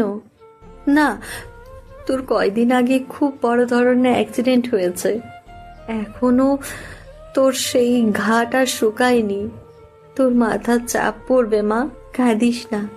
এই বলে ওর মা রুম থেকে চলে গেল। মা অ্যাক্সিডেন্টের কথা বলতেই ওর মনে পড়লো এই নাম দুটো ও কোথায় শুনেছিল। তার মানে সায়ন আর পুতুল ওদের আত্মীয় হয়। সায়ন নামের লোকটা ওকে গাড়ি দিয়ে ধাক্কা দিয়েছিল, তখন ওইখানে অন্য আর একজন লোকের মুখে পুতুলের কথা শুনেছিল। তার মানে ওরা দুইজন ভাই বোন, ওর বোনের হত্যাকারীর ওরাই। এবার খুঁজে বের করতে হবে ওই মেয়েটা কে, যে ওকে হুমকি দিয়েছে। ওর বোনের মৃত্যুর জন্য তাই। পরক্ষণই মনে পড়লো ওই মেয়েটার ফোন নাম্বার তো ওর কাছেই আছে। ওই নাম্বারের কল লিস্ট বের করলেই সব তথ্য পাওয়া যাবে, কিন্তু কিভাবে বের করবে? পরে ওর বোনের বান্ধবী রূপা আপুর কথা মনে পড়লো। ওর এক ফ্রেন্ডের ফোন হারিয়ে গিয়েছিল, তখন ওর বোনের বান্ধবী রূপা আপুর এক আত্মীয়র মাধ্যমে ওর ফ্রেন্ডের ফোন খুঁজে দিয়েছিল। তাহলে রূপা আপু অবশ্যই নিশাতকে হেল্প করতে পারবে। সঙ্গে সঙ্গে ও রূপকে ফোন দিল। ফোন দিয়ে রূপকে বলল, রূপা আপু, আপনাকে আমি একটা নাম্বার দিই, এই নাম্বারে কল লিস্টটা নাম্বারটা ইনফরমেশন আমাকে একটু বের করে দিতে হবে প্লিজ। রূপা বলল, নাম্বারটার কল লিস্ট আর ইনফরমেশন খুঁজে পেলে তোমার ফোনে পাঠিয়ে দেব। ও রূপাকে ফোনটা দিল। তারপর ও রাহাতকে ফোন দিল।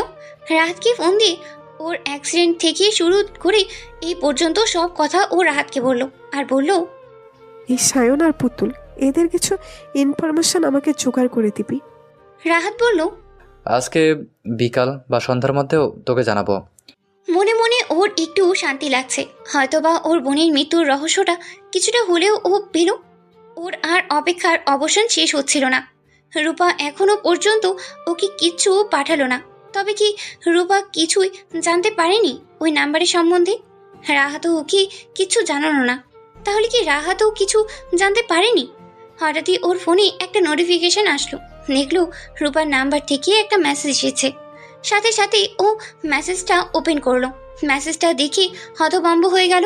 ও দেখলো নিশাদ মেসেজটা ওপেন করে দেখলো সিমটা সায়ন নামের ওই লোকটার নামে রেজিস্ট্রেশন করা। তাহলে কি সায়নের সিম দিয়েই ওকে হুমকি দেওয়া হতো? এর মধ্যেই রাহাতের ফোন এলো। নিশাদ রাহাতের ফোন ধরতেই রাহাত ওকে সায়ন আর পুতুলের ব্যাপারে কিছু ইনফরমেশন দিল আর পুতুলের নাম্বারটা দিল আর বলল, তুই পুতুলের সাথে একবার কথা বলে দেখ, ওর কণ্ঠটা তোর পরিচিত মনে হয় কিনা, যেহেতু এখানে পুতুলের নামটাও জড়িয়ে আছে।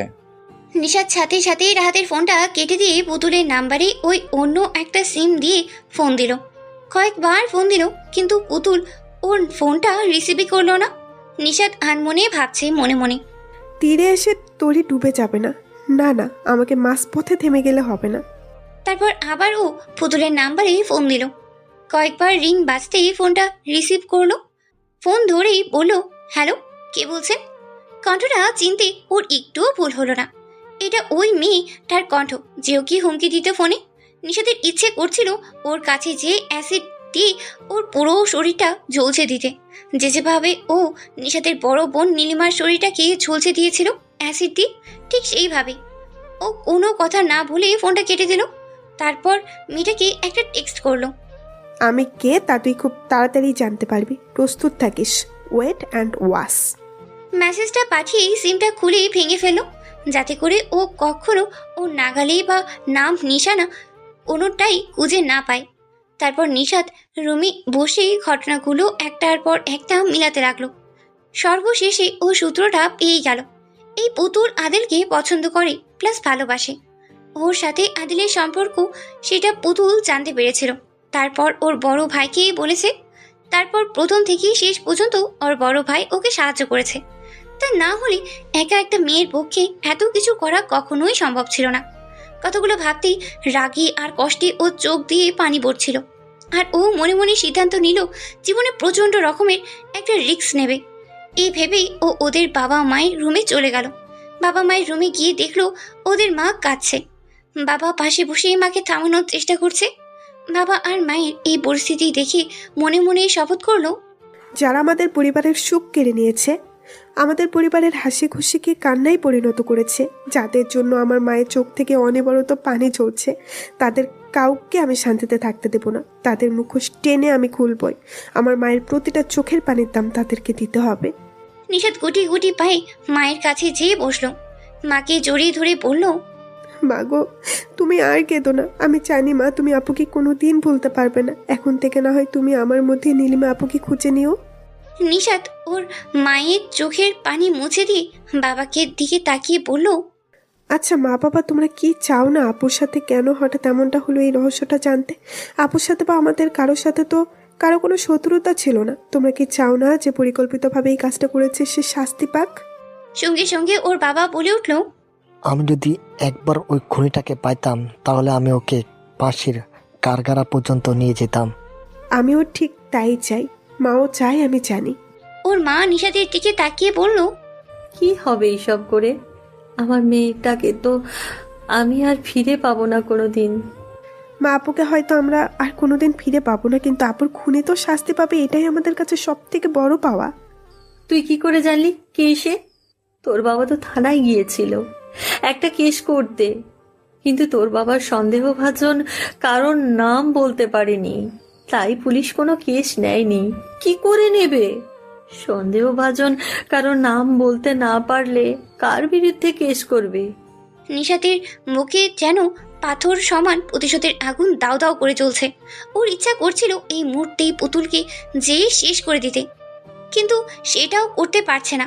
নিজেকে অনেকটা সংযুক্ত রেখে সামনের দিকে বাবা আর মায়ের দিকে তাকিয়ে বলল, আচ্ছা তোমরা কি আমাকে ভরসা করো, বিশ্বাস করো? ওর বাবা নিশাতের দিকে করুণ দৃষ্টি নিক্ষেপ করে বলল, নীলিমাকে হারিয়ে আমরা অনেকটা নিঃস্ব হয়ে গেছি।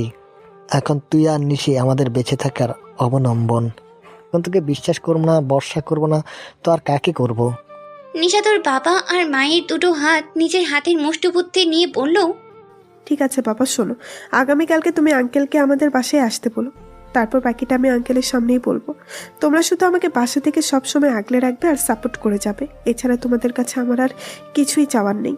নিশাত ওর বাবা আর মায়ের চোখের আড়ালে চোখের কোণে জমা থাকা অশ্রু ধারা মুছে নিল।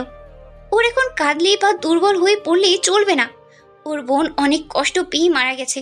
যে বোন ছিল ওর সুখ দুঃখের সঙ্গী, যে বোনের জন্য ও নিজের ভালোবাসাকে বিসর্জন দিয়েছিল, আজ সেই বোন পৃথিবীর মায়া কাটিয়ে ওর বাবা মায়ের আর ওদের দুই বোনের বুক খালি করে চলে গেছে। ওর বোনটা তো কোনো দোষ করেনি। যদি কোনো দোষ করে থাকে তাহলে হয়তো নিষাদ করেছে। না, এটাকে দোষ বললেও ভুল হবে, কারণ ভালোবাসা কখনো জোর করে হয় না। ভালোবাসা হলো পবিত্র। এটা হলো দুটো মনের বন্ধন। আর সেই ভালোবাসা পাওয়ার লোভে পুতুল আর পুতুলের ভাই সায়ন পৃথিবীর জঘন্যতম কাজটা করেছে। ও নিষ্পাপ আর সরল বোনটাকে এই পৃথিবী থেকে সরিয়ে দিয়েছে। এই শাস্তি ওদেরকে পেতেই হবে। যে আগুন নিশাতের বুকে জ্বলছে আর যে কষ্ট নিশাতের বাবা আর মায়ের বুকে চেপে আছে, সেই আগুনে ওদেরকে জ্বলিয়ে পুড়িয়ে শেষ করে দেবে। এটাই নিশাতের প্রতিজ্ঞা। পরের দিন নিশাতের বাবার বন্ধু ওদের বাসায় আসলো। ওনাকে নিশাত বলল, আঙ্কেল, মা আমাকে আপনার কথাটা সব বলেছে। আঙ্কেল, আমি রাজি। ওনাকে দেখে নিশাত বুঝতে পারলো উনি অনেক খুশি হয়েছে। উনি অত্যন্ত খুশি হয়ে বললেন, সত্যি মা, তুমি সত্যি বলছো? হ্যাঁ আঙ্কেল, আমি সত্যি বলছি। এমনকি আমার বাবা মাও রাজি। কিন্তু আঙ্কেল, আমার একটা কথা ছিল। হ্যাঁ মা, বলো কি কথা? আঙ্কেল, আপনাদের বাসার সবাইকে এই ঘটনাটা জানে? আসলে গতকালকে কেনাকাটা নিয়ে অনেক ব্যস্ত ছিলাম, তো তাই কাউকে বলা হয়ে ওঠেনি। আজকে বাসায় গিয়ে সবাইকে কথাটা বলবো। না আঙ্কেল, প্লিজ, আপনি বাসায় আন্টিকে, আপুকে বা আপনার ছেলেকে কিছুই জানাবেন না এই বিষয়ে, যে নীলিমা আপু মারা গেছে। আর নীলিমা আপুর জায়গায় আমি আপনাদের বাড়ির বউ হয়ে যাব। পরে নিশাতের দিকে অবাক চাহনি নিয়ে তাকিয়ে আছে। ওনার মুখ থেকে বুঝলো, নিশাত বুঝতে পারলো ওর কথার মানেটা উনি বুঝতে পারেননি। আঙ্কেল, আমি বিশ্বাস করি আপনি অবশ্যই আমাকে আপনার মেয়ের মতো করেই স্নেহ করেন। অবশ্যই মা, তোমার মতো একটা লক্ষ্মী মেয়েকে স্নেহ না করে কি থাকা যায় বলো? তাহলে আঙ্কেল, আমি কিছু কথা বলি, একটু শুনুন। হ্যাঁ মা, বলো। আঙ্কেল, আমার বোনের মৃত্যুটা একটা রহস্য। আমি চাই এই রহস্যর ভেদ করতে। আর আমি এখন চাইনি বিয়ে করতে। আমি বাবা মায়ের কোনো কথা কোনোদিন ফেলিনি, বাবা মায়ের কথার অবাধ্যও হইনি। তাই আমি বাবা মার এই কথাটা ফেলতেও পারিনি। আর আমি আপুকে প্রচণ্ড রকমের ভালোবাসতাম। আপুর যেই পরিবারের বউ হয়ে যাওয়ার কথা ছিল, সেই পরিবারে আমি এখন বউ হয়ে যাব। হয়তো বা আমার আপুর আত্মা খুশি হবে, কিন্তু শান্তি পাবে। এই জন্যই আমার এই সিদ্ধান্ত নেওয়া। আঙ্কেল, আমার আপুর মৃত্যুর রহস্যটা বের করার জন্য আপনার সাহায্য আমার খুব দরকার। নিশাত, আমি তোমার কথা ঠিক বুঝতে পারছি না। আঙ্কেল, আমি আপনার বাড়ির বউ হয়ে যাব, কিন্তু নিশাত হয়ে নয়, নীলিমা হয়ে। নিশাতের মুখে এমন কথা শুনে উনি তাজ্জব মনে করলেন। অনেকটা কৌতূহল নিয়ে জিজ্ঞাসা করলেন, মানে? হ্যাঁ, সবাই জানবে আমি নীলিমা, শুধু আপনি আর আমি জানবো আমি নিশাত। আচ্ছা নিশাত মা, তুমি আমাকে একটু ভালো করে বুঝিয়ে বলো তো, তুমি আসলে কি বলতে চাইছো? আসলে আমি আঙ্কেল আপনাদের বাড়িতে নীলিমা হয়েই ঢুকতে চাই। আর নীলিমা হয়ে ততদিন থাকতে চাই যতদিন আমার বোনের মৃত্যুর রহস্যর না উদ্ঘাটন হচ্ছে। কিন্তু এটা কি করে সম্ভব হবে? তোমার আন্টি তো নীলিমাকে দেখেছিল, আর মায়াকেও ওর ছবি দেখাইছিল। না দেখলে না হয় একটা কথা ছিল, তোমার আন্টি আর মায়া তোমাকে দেখেই তো চিনতে পারবে, আর আমাকে প্রশ্ন করবে যে তুমি নীলিমা নও, অন্য কেউ। তুমি কেন নীলিমার জায়গায় আমার ছেলের বউ হয়ে এলে? আর আমাদের বাড়িতে তুমি নিশাত না হয়ে নীলিমা হয়ে কেন থাকতে চাও? আঙ্কেল, আমি আপনাকে সবটাই বলবো, শুধু আমাকে একটু সময় দিন প্লিজ। আঙ্কেল, আমি আপনাদের বাড়িতে বিয়ে হয়ে যাওয়া থেকে শুরু করে আপুর হত্যার রহস্য বের না করা পর্যন্ত আমি ঘোমটা দিয়ে থাকবো। আমার ঘোমটা যেন কোনোভাবেই কেউ যেন তুলে আমার মুখ দেখতে না পারে, সেজন্য আপনি আমাকে সর্বদা সাপোর্ট করে যাবেন, আমাকে সাহায্য করবেন। আঙ্কেল প্লিজ, আপনার কাছে এটাই আমার চাওয়া। আমি জানি অনেকেই চেষ্টা করবে নতুন বইয়ের মুখ দেখার জন্য, আর আমি এটাও জানি আপনি যদি আমাকে সাপোর্ট করেন কেউ আর কিচ্ছু বলতে পারবে না। উনি কিছুক্ষণ চুপ রইলেন, অনেক ভাবনা চিন্তা করে বললেন, নীলিমাকে আমি অনেক স্নেহ করতাম, এখনও ওকে আমি অনেক স্নেহ করি। নীলিমার কথা ভাবলে আমারও খুব কষ্ট হয়। তাই আমি তোমাকে আমার তরফ থেকে যতটুকু সম্ভব সবটুকু প্রোটেকশন আর সাপোর্ট পুরোটাই আমি তোমাকে দেব। কারণ ওই বাড়িতে তুমি আমার বৌমা হয়ে নও, তুমি আমার মেয়ে হয়ে যাবে। আর বাবা হয়ে মেয়েকে সাহায্য করার জন্য আমার যা যা করতে হয় আমি সবটাই করব। আমিও চাই নীলিমার মতো একটা ভালো মেয়ে কীভাবে অকালে এই দুনিয়া থেকে চলে গেল। কার এত ক্ষোভ, এত আক্রোশ ছিল নীলিমার উপর? আমি জানতে চাই সে কে, ওর খুনের রহস্যটা আমিও জানতে চাই। ওনার কথা শুনেই নিশাত মনে মনে ভাবলো, কি করে জানবেন আঙ্কেল? কারণ সরিষার ভেতরে এই যে ভূত লুকিয়ে আছে, আর আমি সেই ভূতটাকেই টেনে বের করব। নিশাত সবার চোখের আড়ালে একটা দীর্ঘশ্বাস ফেলল। কষ্টের আর যন্ত্রণার চোখের কোনটা ভিজে উঠল। অতঃপর নিজে মনে আওড়ালো, আমার বোনের আর আমার বাবা মায়ের হাসির জন্য আমার ভালোবাসাকে বিসর্জন দিয়েছিলাম, আবার সেই বোনের জন্য আর বাবা মায়ের হাসির জন্য আমি আমার ভালোবাসার কাছেই ফিরে যাচ্ছি। এ কেমন নিয়তি আমার, আমি নিজেও জানি না। কিন্তু শুধুমাত্র সায়নের জন্য আমাকে এখন আদিলের কাছ থেকে দূরে থাকতে হবে। উনি নিশাতের বাবা আর মায়ের সাথেই কথাবার্তা মোটামুটি পাকা করে চলে গেলেন। উনি চাই আদিলের বড় বোনের বিয়ে হয়ে যাওয়ার পরপরই যত দ্রুত সম্ভব নিশাত আর আদিলের বিয়ের কার্যক্রম শেষ করবে। দেখতে দেখতে মায়া বিয়ে শেষ হয়ে গেল। মায়ের বিয়েতে ওরা কেউ যেতেই পারল না। এর মাঝেই হঠাৎ কয়েকদিন পর বাবার বন্ধু বাবাকে ফোন দিয়ে বলল, বন্ধু, কোনো এক অজানা কারণে মায়ের ননদ আত্মহত্যা করেছে, তাই আমরা লাশ নিয়ে গ্রামে যাচ্ছি দাফন করার জন্য। আদিলের মায়ের শরীর ভালো না, তাই আদিল আর ওর মা এখনও ওখানেই থাকবে, শুধু আমি যাব ওদের সাথে। নিশাত ওর বাবার কাছ থেকে এই কথাটা শোনার পর ও যেন হিসাবটা মিলাতেই পারছিল না। এর মধ্যে রাহাত ওকে ফোন দিয়ে বলল, তুই কি কোনো খবর শুনেছিস? কি খবর? পুতুল সুইসাইড করেছে, জানিস? নিশাত মনের ভিতর অনেকটা ঘৃণা নিয়ে বলল, হ্যাঁ, আমি বাবার কাছ থেকে শুনেছি। আদিলের বাবা ফোন দিয়ে বাবাকে বলেছে। তা ঠিক আছে, কিন্তু কেন সুইসাইড করেছে সেটা কি জানিস? না, জানি না। তোর জন্য। নিশাত কথাটা অবাক হয়ে বলল, আমার জন্য মানে? আমি তো এখনো খেলাটা শুরুই করিনি। ও কেন আমার জন্য সুইসাইড করবে? তোর সাথে আদিলের বিয়ে ঠিক হয়েছে, আর এটা কোনোভাবে পুতুল জানতে পেরেছে। আর আদিলের কাছ থেকেও তো ও তেমন একটা পাত্তা পেত না। সব কিছু মিলিয়ে আর ডিপ্রেশন নিতে পারেনি, তাই সুইসাইড করেছে। কিন্তু তুই জানলি কিভাবে?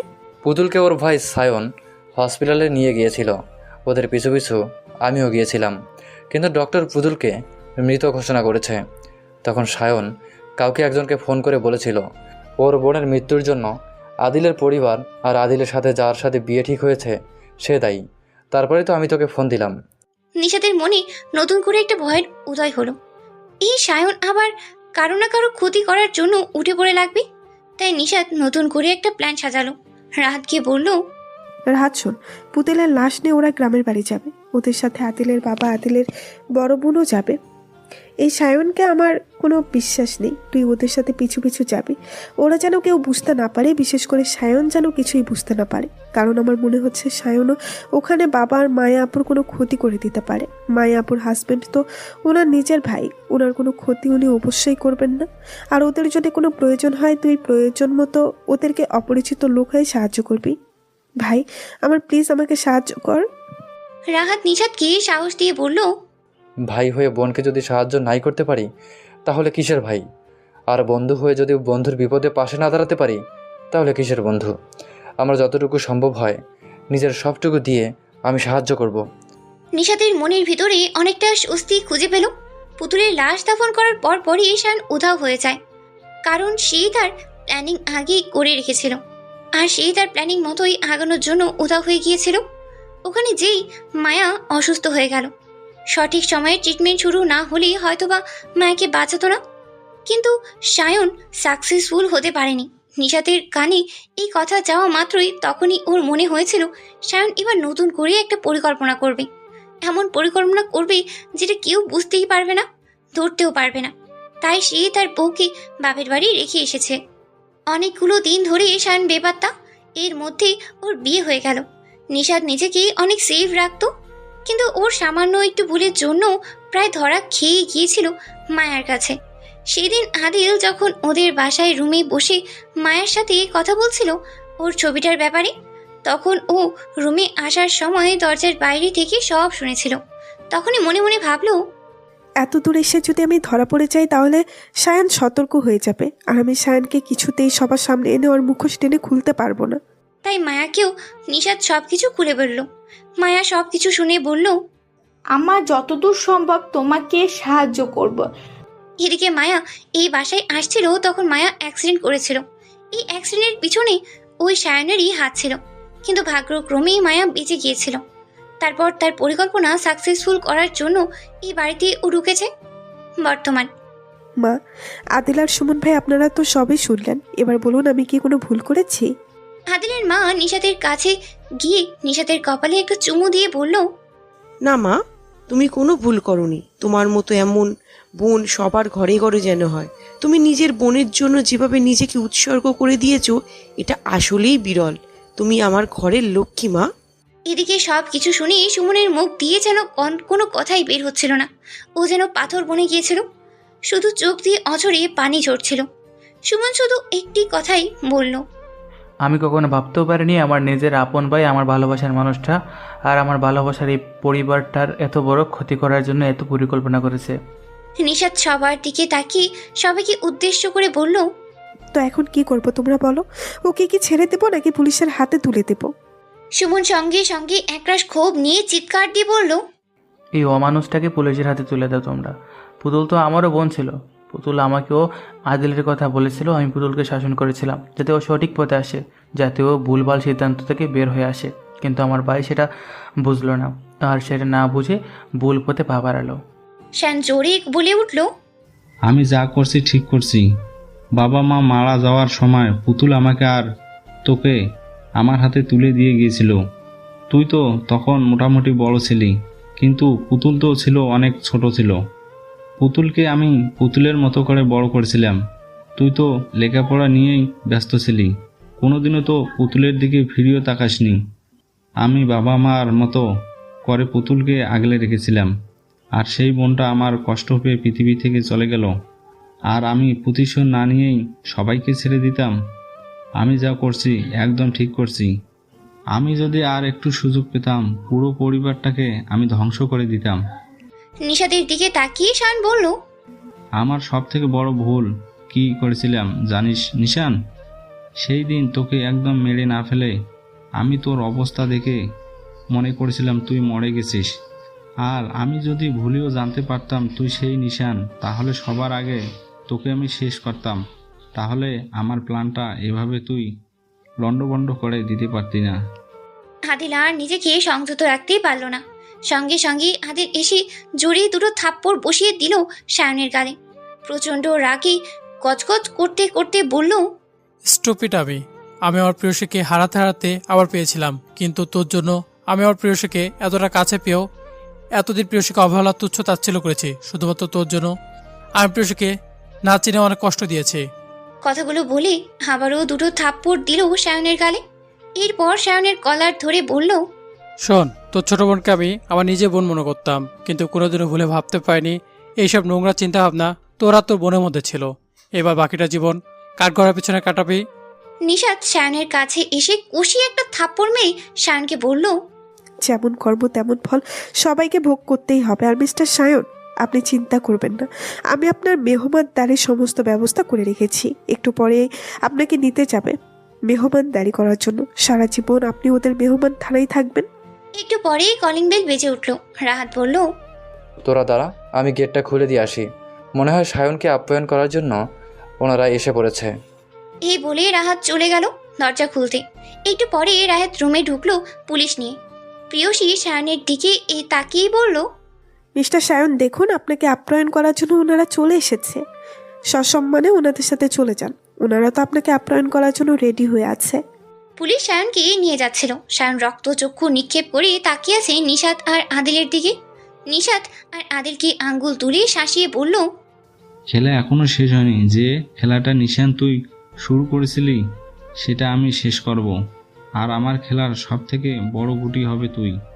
নিশাত সায়নকে পরপর দুটো থাপ্পড় মেরে বলল, যতবার তোর মতো অমানুষরা এই পরিবারের ক্ষতি করতে চাইবে, ততবার তোরা সবাই এই নিশাতের কঠিন রূপ দেখতে পাবি। একটা কথা মনে রাখিস, আমি কিন্তু নীলিমা নয় যে মুখ বুজে সব সহ্য করে। আমি নিশাত। আমি যেমন সংসারকে আগলে রাখতে পারি, ঠিক তেমনি সংসারের জন্য আবার গর্জন দিয়েও উঠতে পারি। সায়নকে পুলিশ টানতে টানতে নিয়ে গেল। সুমন ভাই হাঁটু গেড়ে ওখানেই বসে পড়ল আর কেঁদে কেঁদে বলল, আমি যে একদম একা হয়ে গেলাম, বাবা আর মাকে হারিয়ে বড় ভাই আর বোনকে নিয়ে বেঁচে ছিলাম। বোনটা আমার একটা ভুল সিদ্ধান্ত নিয়ে এই পৃথিবী থেকে চলে গেল। বড় ভাইটা একটা আক্রোশের বসে ভুল পথে পা বাড়ালো। আমি যে সম্পূর্ণ একা হয়ে গেলাম। আমার যে আপন বলতে আর কেউ রইল না এই পৃথিবীতে। এই বলেই সুমন আবার কাঁদতে লাগলো।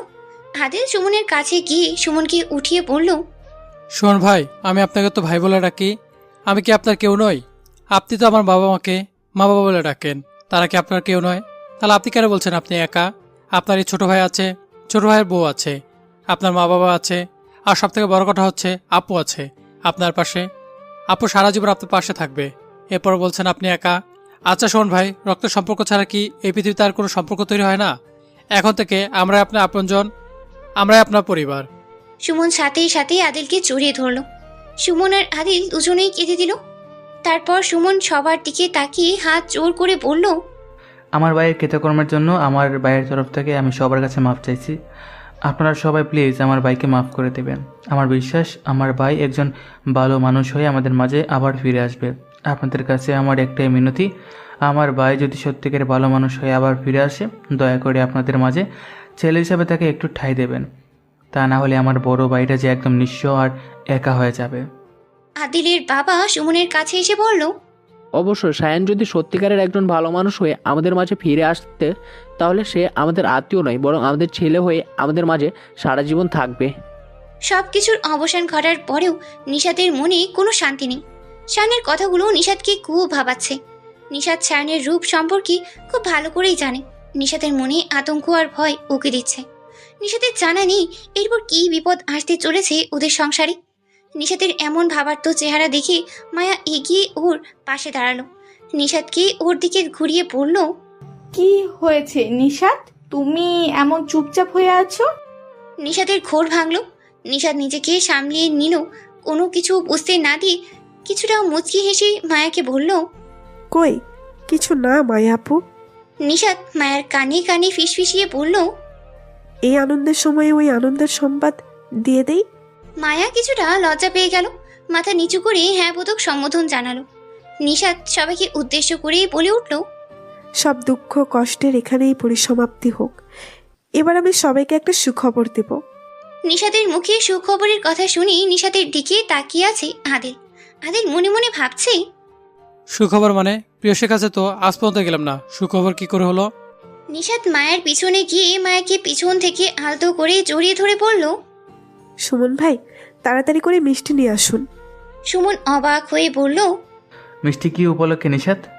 নিশাত একটু হেসে বলল, কারণ এই বাড়িতে নতুন অতিথি আসছে। আদিল নিশাতের কথা বুঝতে না পেরে ওকে জিজ্ঞেস করলো, নতুন অতিথি মানে? নিশাত সবার দিকে তাকিয়ে বলল, আমার কথার মানেটা তোমরা কেউ বুঝতে পারলে না? আসলে কেউ নিশাতের কথা মানে বুঝতেই পারছে না, তাই সবাই নিশাতের দিকে তাকিয়ে আছে। নিশাত মায়ার দিকে তাকিয়ে বলল, তাপু তুমি বলবে না আমি বলবো? নিশাতের কথা শুনে মায়া একটু লজ্জা পেল। নিশাত বলল, আচ্ছা তোমার বলতে হবে না, আমিই বলে দিচ্ছি। তারপর সবার দিকে তাকিয়ে বলল, আমি বুঝতে পেরেছি তোমরা কিছুই বুঝতে পারোনি। নিশাত সুমনের কাছে গিয়ে বলল, সুমন ভাই আপনি আমার আদরের বোন পুতুলকে হারিয়েছেন। আপনার ঘরে হয়তো আরেকটা পুতুল আসছে। সুমন নিশাতের কথা কিছুই বুঝতে না পেরে নিশাতের দিকে তাকিয়ে আছে। নিশাত আমরা সত্যি তোমার কথা বুঝতে পারছি না। সুমন নিশাতকে বলল, এই সামান্য কথাটার মানে না বুঝলে হবে সুমন ভাই, আপনার তো দায়িত্ব বেড়ে গেল। নিশাত সুমনের দিকে তাকিয়ে বলল, আচ্ছা আচ্ছা আমি আর কাউকে অপেক্ষা করাবো না, তাহলে সুখবরটা দিয়ে দেই। তারপর নিশাত মায়ার দিকে তাকিয়ে বলল, মায়া আপু মা হতে চলেছে। ঘরে প্রত্যেকটা মানুষের মধ্যে যেন আনন্দ আর ধরছেই না। সুমন মায়ের কাছে এসে মায়ের হাত ধরে খুশিতে কান্না করে দিল। সুমন মায়াকে বলল, তুমি জানো না মায়া, পৃথিবীর সবচেয়ে খুশির সংবাদটা আজকে আমি পেলাম। আমি বাবা হব এই পৃথিবীতে, এর চেয়ে খুশির সংবাদ আর কি হতে পারে? নিশাত বলল, আমি জানি সুমন ভাই পুতুল আপনার অনেক আদরের ছিল, তাই আমি দোয়া করি আপনার ঘরে যেন আরেকটা পুতুল আসে। সুমন মায়ার দিকে তাকিয়ে বলল, মায়া তুমি তো আমাকে কিছুই বলনি। নিশাত বলল, সুমন ভাই আমি নিষেধ করেছিলাম মায়া আপুকে এই খুশির সংবাদটা কাউকে না জানাতে। হয়তোবা এটা সায়ন ভাইয়ের কানে গেলে উনি মায়া আপু আর বেবি দুজনেরই ক্ষতি করে দিত। সুমন নিশাতের দিকে তাকিয়ে কৃতজ্ঞতা প্রকাশ করে বলল, সত্যি নিশাত, তুমি এই পরিবার আর এই পরিবারের মানুষগুলোর জন্য যা করেছো তার ঋণ আমরা কখনো শোধ করতে পারবো না। নিশাতের শ্বশুর নিশাতের মাথায় হাত বুলিয়ে দিয়ে বলল, হ্যাঁ মা, তোমার ঋণ আমরা কেউ কখনো শোধ করতে পারবো না। দোয়া করে তুমি চির সুখী হও, স্বামী, সংসার, সন্তান নিয়ে ভালো থেকো। নিশাত বলে উঠল। বাবা, একটা কথা। নিশাতের শ্বশুর বলল, কি কথা বলো মা? এখন থেকে মায়া আপুর এই বাবু পৃথিবীতে না আসা পর্যন্ত আপুর সমস্ত দায়িত্ব আমার। মায়া নিশাতের কাছে এসে ওর হাত ধরে বলল, নিশাত, আমি চাই আমার সন্তান ঠিক মতো হোক। নিশাতের শাশুড়ি নিশাতের দিকে এগিয়ে এসে বলল, নিশাত মা, তুমি এই সংসারের সুখের চাবি, আমার ঘরের লক্ষ্মী। মা, আমি সবসময় চেয়েছিলাম এই ঘরের প্রত্যেকটা মানুষ যেন ভালো থাকে, প্রত্যেকটা মানুষের মুখে যেন হাসি ফোটে। তারপর নিশাত রাহাত আর রূপা আর রাহাতের দিকে তাকিয়ে বলল, তবে মা, আমাকে যদি রূপা আপু আর রাহাত যদি সাহায্য না করতো তাহলে আমি এত তাড়াতাড়ি সফল হতে পারতাম না, এত ভালোভাবে আমি আমার মিশনটা সাকসেসফুল করতে পারতাম না। আমার এই সাকসেসফুল মিশনের পেছনে ওদের অনেক অবদান রয়েছে। আদিল রাহাতের কাছে এসে বলল, ভাই রাহাত, তোর সাথে অনেক খারাপভাবে কথা বলেছি, হয়তো খারাপ ব্যবহারও করেছি, আমাকে তুই ক্ষমা করে দিস। এই বলেই আদিল রাহাতকে জড়িয়ে ধরলো। কথা বলতে বলতে রাত প্রায় শেষ হয়ে এলো। রূপা আর রাহাত চলে গেল। নিশাতের শাশুড়ি বলল, সারাটা রাত কেউ ঘুমাতে পারিনি, যে যার মতো করে কিছুটা ঘুমিয়ে নাও। তারপর সবাই আদিলের রুম থেকে চলে গেল। আদিল আর নিশাত দুজন খাটের দুই পাশে বসে আছে। ঘরের মধ্যে নীরবতা বিরাজ করছে, কারোর মুখেই কোনো কথা নেই। নীরবতা ভেঙে নিশাত আদিলের কাছে এসে বলল, I am sorry Adil, I am very sorry, please forgive me. Adil কোনো কথা বলছে না, নিচের দিকে মাথা দিয়ে রেখেছে। আদিল কোনো কথা বলছে না দেখে নিশাত চলে যেতে নিল। সাথে সাথে আদিল উঠে দাঁড়িয়ে পিছন থেকে নিশাতকে টান দিয়ে নিজের বুকের সাথে মিশিয়ে নিল। তারপর নিশাতকে জড়িয়ে ধরলো। নিশাত বুঝতে পারছিল আদিল কান্না করছে। নিশাত আদিলের দিকে তাকিয়ে ওর চোখের পানি মুছে দিয়ে বলল, সব দুঃখ কষ্ট কান্নার অবসান হয়ে গেছে, তুমি আর কষ্ট পেও না প্লিজ। আমি সারা জীবন এখন থেকে তোমার কাছে, তোমার বুকে থাকবো, কোথাও যাব না, কথা দিলাম। আদিল নিশাতের দিকে তাকিয়ে বলল, আমি না জেনে না বুঝে তোমাকে অনেক অবহেলা আর তুচ্ছ তাচ্ছিল্য করেছি। আমি কিছুতেই তোমাকে ভুলতে পারছিলাম না, কারণ তুমি আমার জীবনের প্রথম ভালোবাসা ছিলে। তোমাকে হারিয়ে আমি যেন পাগল হয়ে গেছিলাম প্রায়। এখন থেকে সমস্ত অবহেলা অবসান ঘটলো। এখন থেকে অবহেলা অধ্যায় শেষ। এখন থেকে সমস্ত অবহেলাগুলো ভালোবাসা পরিণত হবে।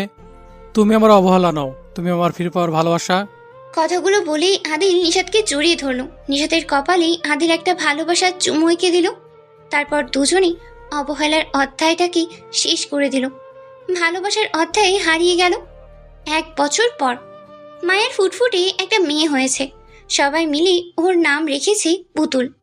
সবাই আজ খুব খুশি, কিন্তু সবার মধ্যেই আজকে একটা আতঙ্ক বিরাজ করছে, কারণ আজকে নিশাতের ডেলিভারি ডেট। সবাই হসপিটালেই বসে আছে, সবার মনেই আতঙ্ক। আদিল এপাশ থেকে ওপাশ শুধু ছোটাছুটি করছে। আদিলকে কেউ শান্ত করে রাখতেই পারছে না। নিশাত সুস্থভাবে ওদের সন্তানকে নিয়ে ফিরে আসতে পারবে তো? আদিলের মধ্যে একটা অস্থিরতা বিরাজ করছে। সবাই আদিলকে শান্ত করার চেষ্টা করছে, কিন্তু কিছুতেই শান্ত করতেই পারছে না। কিছুক্ষণ পরে ডাক্তার আসলো।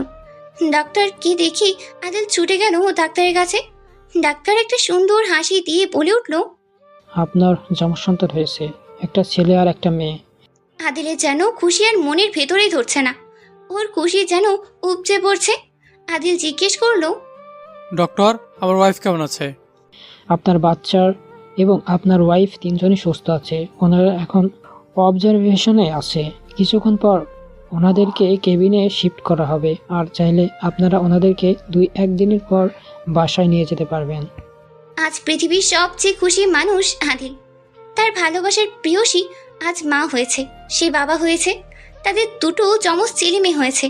এই পৃথিবীতে এর চেয়ে খুশি আর কিছুই হতে পারে না। 2 দিন পর নিশাত আর বাচ্চাদেরকে বাড়ি নিয়ে আসা হলো। নিশাতের মেয়েটাকে কোলে নিয়ে নিশাতের মা কেঁদে দিল। নিশাতের মা ওনার নাতনির দিকে তাকিয়ে বলল, ও দেখতে একদম আমার নীলিমার মতো হয়েছে। আমার নীলিমাও ঠিক এরকম দেখতে হয়েছিল। সত্যি নিশাতের মেয়েটা একদম তার বড় বোন নীলিমার মতোই হয়েছে। তাই নিশাত তার মেয়ের নাম রেখেছে নীলিমা, আর ছেলের নাম লিখে রেখেছে নিহাল। নীলিমা আর নিহালকে নিয়েই আদিল আর নিশাতের জীবনের নতুন একটা অধ্যায়